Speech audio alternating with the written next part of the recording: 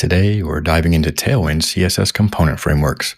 Whether you're a developer looking for flexible open source UI components or just curious about the latest trends in front-end development, you're in the right place.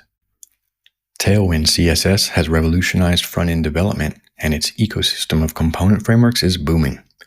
While Tailwind UI offers commercial options, a vibrant community focuses on open source alternatives.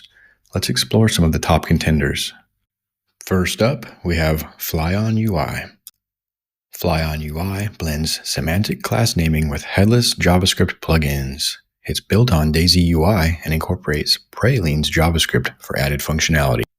FlyonUI helps keep your HTML clean while providing interactive elements. It supports multiple web frameworks, right-to-left languages, and offers extensive theming.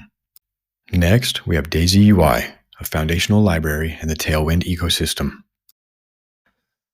DaisyUI provides a bootstrap-like experience with semantic classes and pre-styled elements.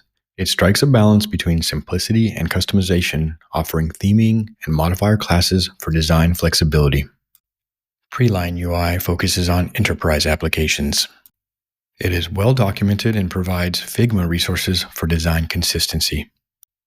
So how do you choose? You might consider community activity, documentation quality, framework compatibility, customization options, and the impact of bundle size. The open source Tailwind CSS component ecosystem is dynamic and evolving.